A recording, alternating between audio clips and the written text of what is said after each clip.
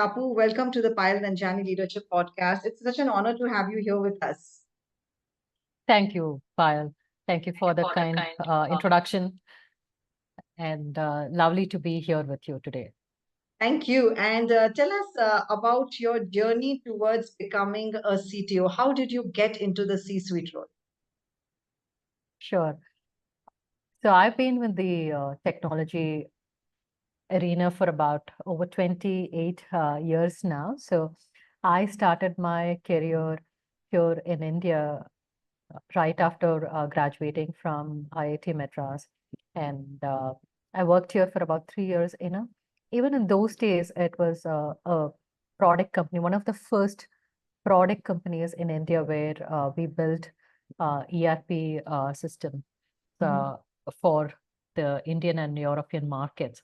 So I was here for about worked here 3 years. Then I moved to the US, and I had a 13-year stint in the US where I spent about 6 years at Amazon and 7 years at Microsoft, actually. So my journey at US has been primarily focused both on, deeply engineering work with Microsoft, as well as, a lot of product and project management work with Amazon. So very, very good. I would say that those were some of the formative years in my career where it was more or less like going to school. Where can you learn more about technology than with some of the big software giants? Yeah. And so it was a very, very wonderful journey, 13 years of lot of learning. So that's my first half of my career. The second half of my career, I would say it was more of a paid forward part of my career, where my husband and I decided to move to India. And we actually decided to move for volunteering. Actually, we gave up our technology careers and then moved to volunteer on education related programs. So So the different. first, yes, first couple of years completely out of the tech world, and then working with underprivileged children in the remote parts of Tamil Nadu. So spent a couple of years doing that. Was a very inspiring and a very humbling experience, I would say. So very interesting years doing something very different, coming out of the software bubble, I would say, and getting to learn about the real world, I Mhm. would say, were those 2 years. And then I moved into the technology world again.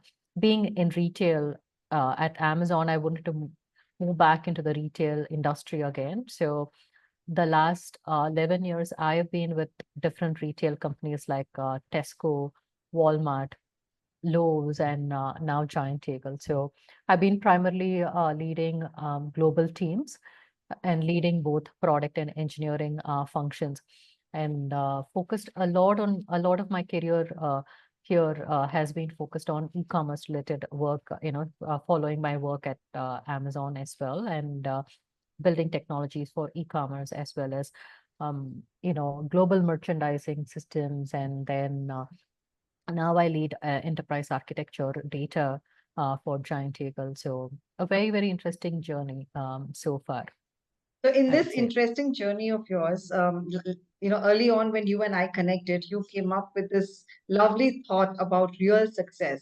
So in this journey of yours, what, according to you, is real success? So, to me, real success transcends all these traditional metrics like jobs, titles, or accolades. Over the years, I've realized, Payal, that, you know, um, success is about, it's aligning our professional endeavors with our personal goals. And it's also a multifaceted phenomenon.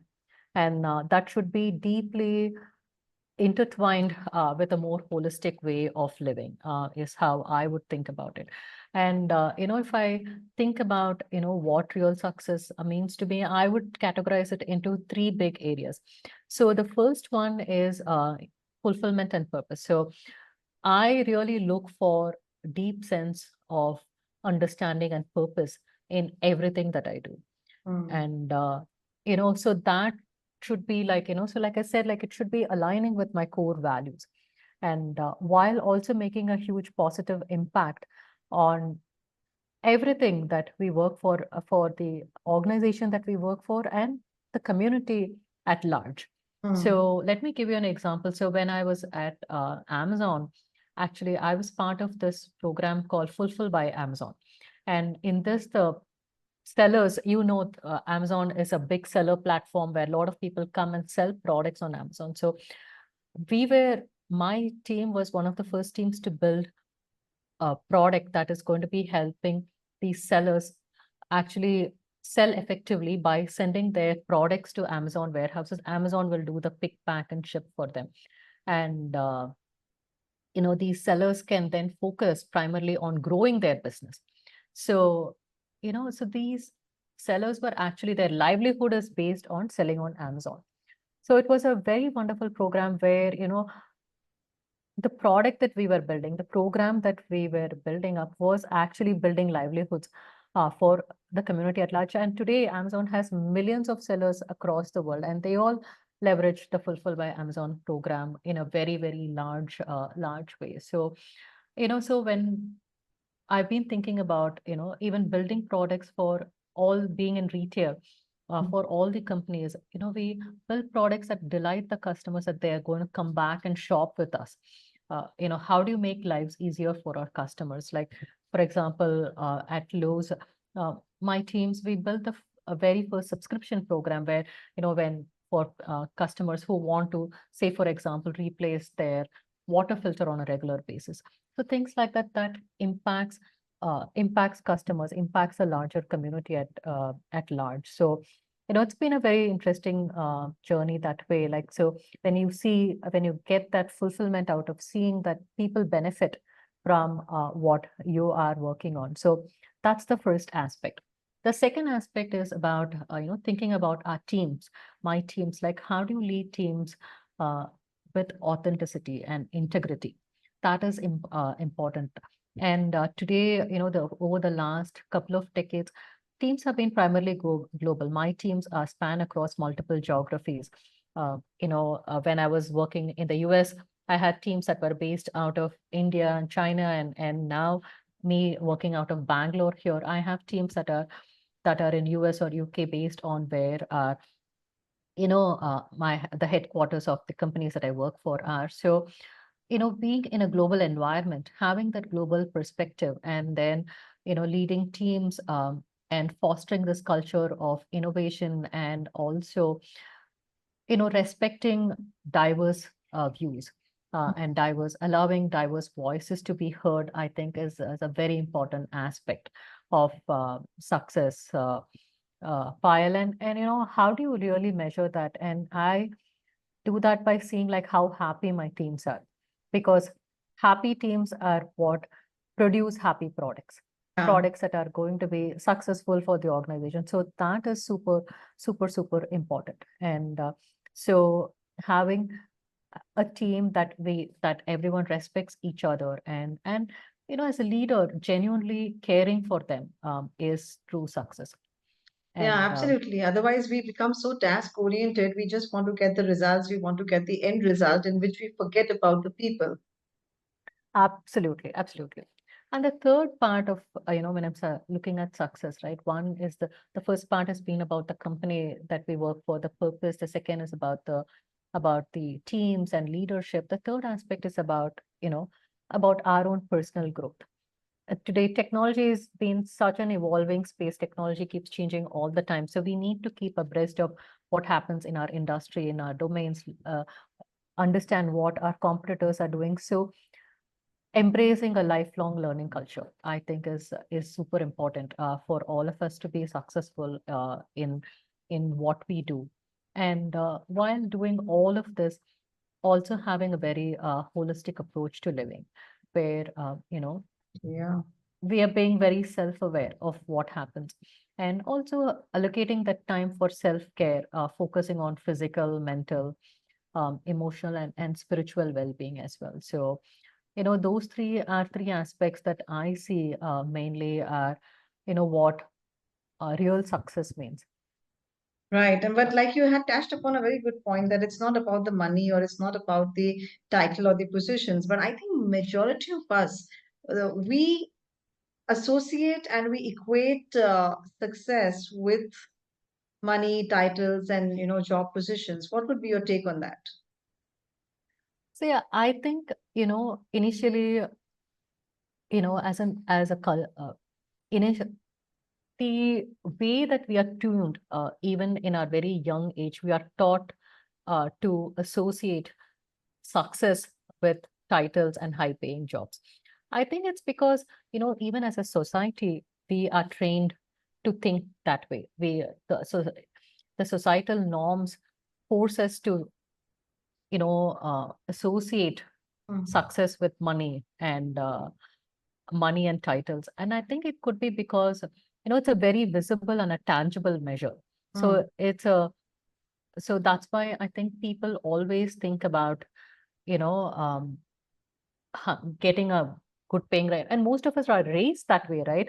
Because, we are always taught to go behind, having good education and then getting a good job and so on. And I think it also gives a lot of sense of security to people. And it also is also a way that, it does give people a better standard of living in terms of Yes, yeah. affording better housing or better education for the children, going on fancy vacations. So I think it's a huge way of defining self-worth. People feel that that's self-worth, but the question that people have to ask themselves is, at the end of all of this, at the end of running behind, our titles and recognitions and accolades, you know, are we happy at the end of the day?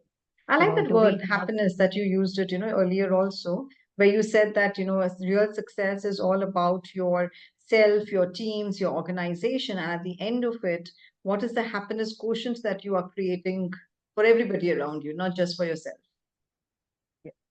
because I think, primarily, if you're not even happy, why are we doing this, right? Yeah, Why are we going to work?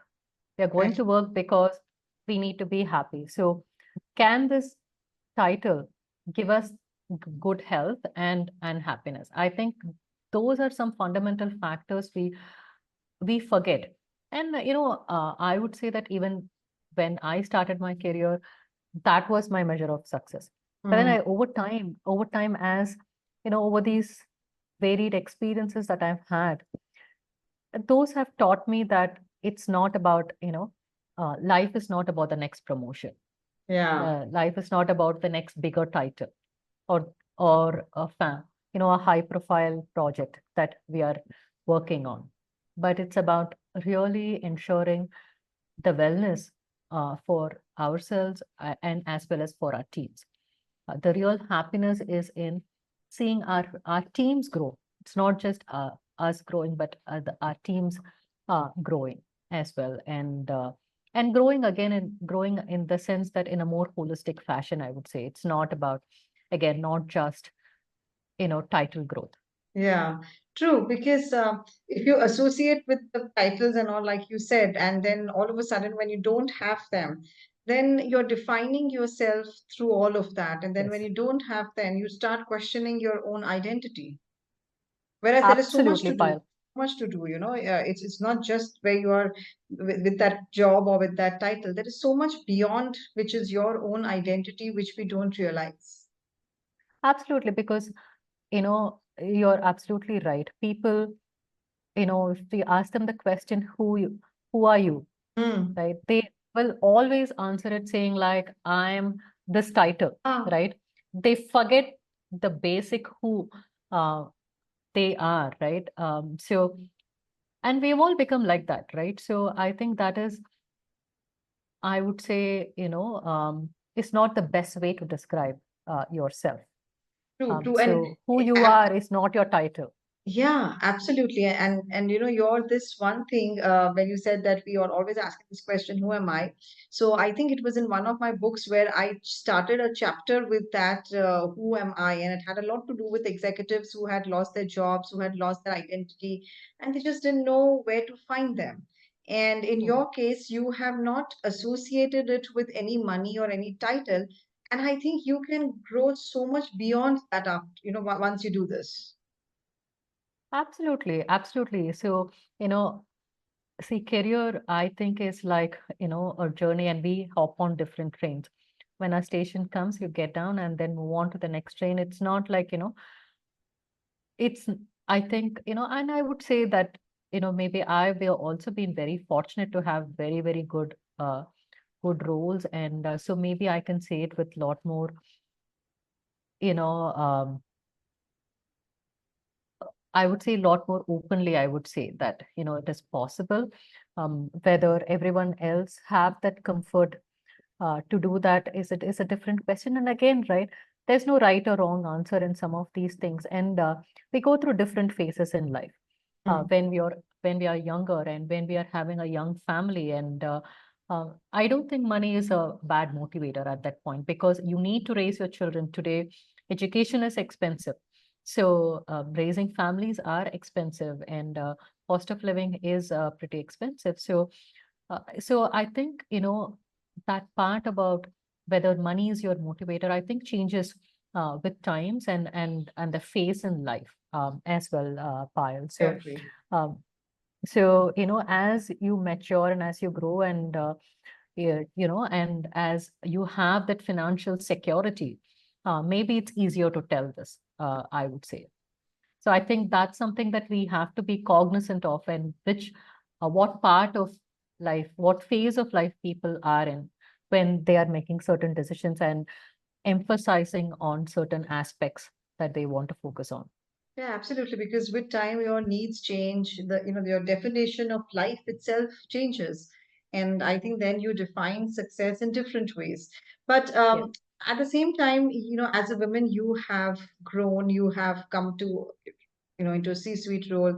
What are some of the challenges you feel that women face while climbing the corporate ladder, and what should they do to overcome these challenges?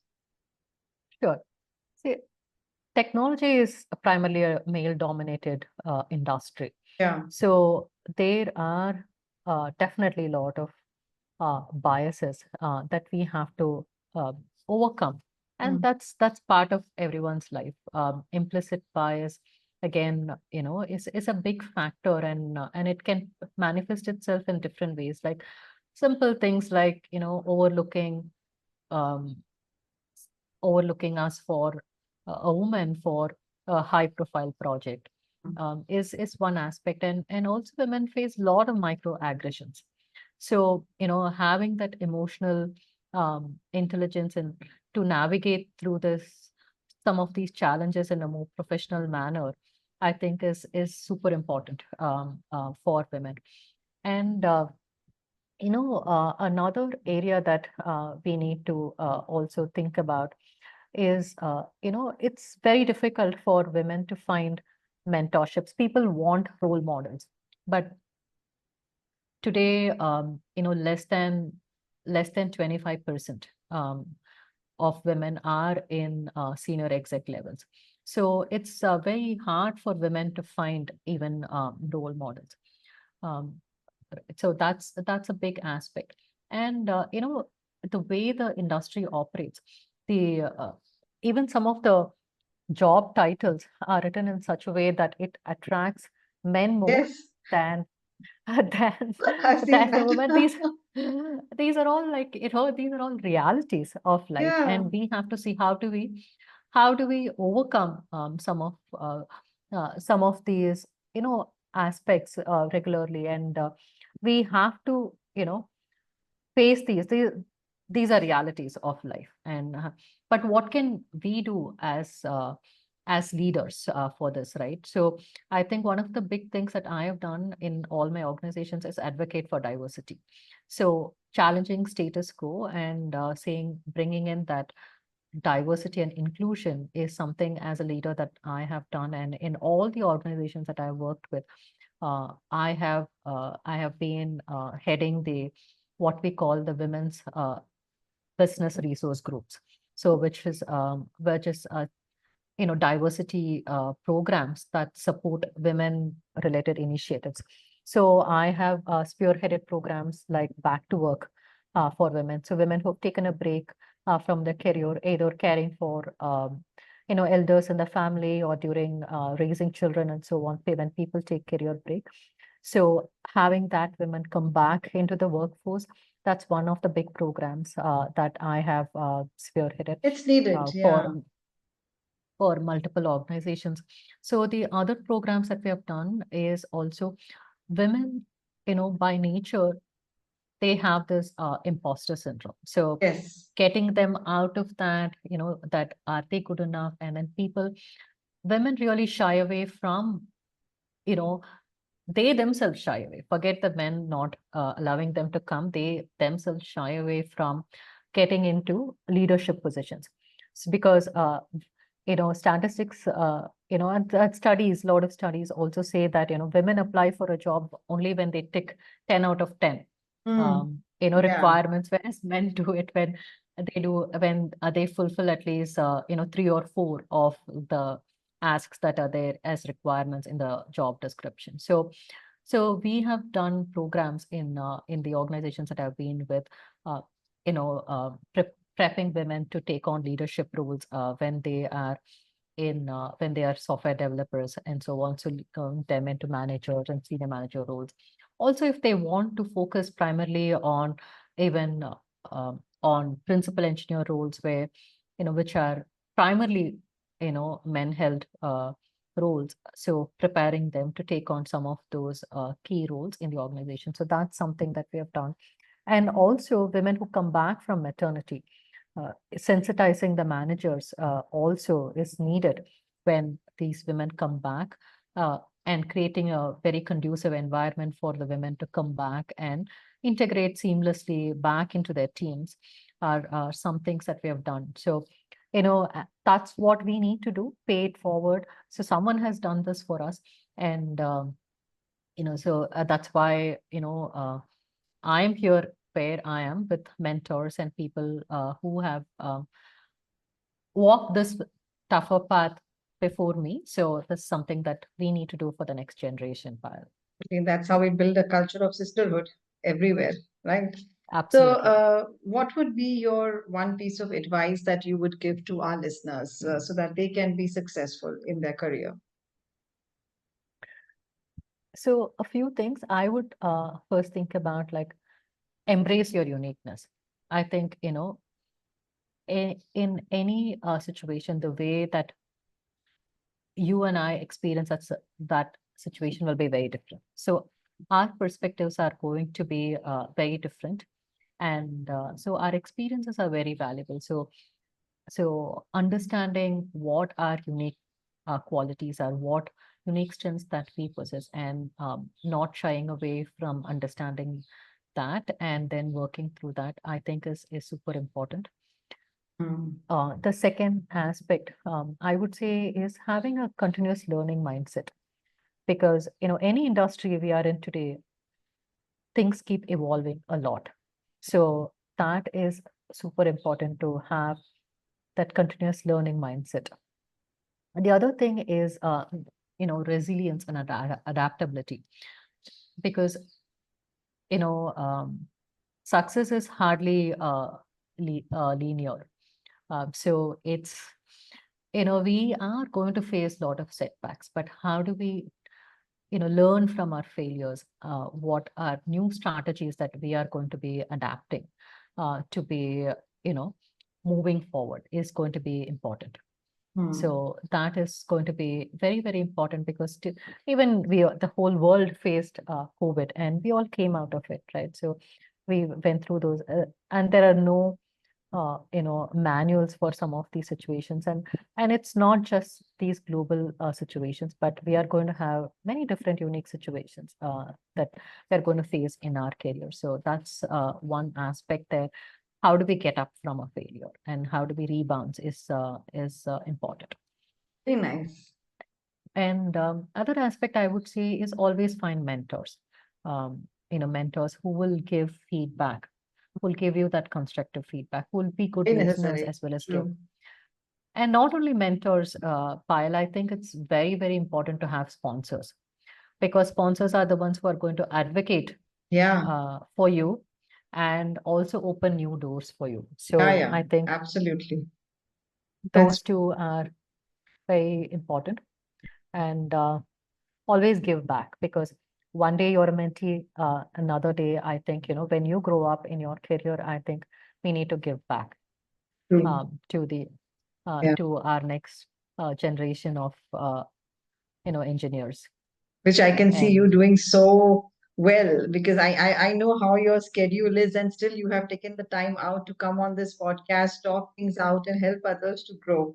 So this is so wonderful, Kapu, of you to do that.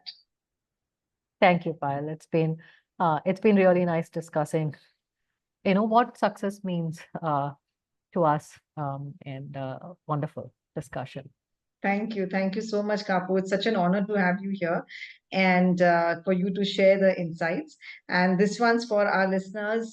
This is Kapu Jay Kumar and Payal Nanjiani wishing you loads of success in your career life. God bless you all. Thank you.